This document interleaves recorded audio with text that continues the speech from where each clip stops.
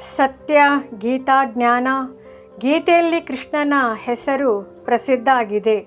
ಗೀತೆಯು ಸರ್ವಶಾಸ್ತ್ರಮಯಿ ಶಿರೋಮಣಿ, ಎಲ್ಲದಕ್ಕಿಂತ ಅತ್ಯುತ್ತಮವಾಗಿದೆ.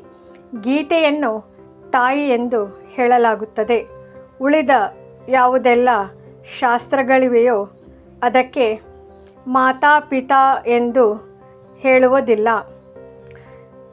ಶ್ರೀಮದ್ ಭಗವದ್ಗೀತೆಗೆ ತಾಯಿ ಎಂದು ಗಾಯನವಿದೆ.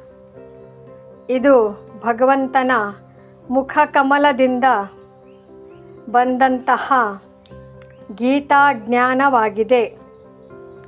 ಶ್ರೇಷ್ಠಾತಿ ಶ್ರೇಷ್ಠ ಪರಮಾತ್ಮನಿಂದ ಹೇಳಲ್ಪಟ್ಟ ಗೀತೆಯು ಉಳಿದೆಲ್ಲ ವೇದ ಶಾಸ್ತ್ರಗಳಿಗೆ ರಚಯಿತನಾಯಿತು.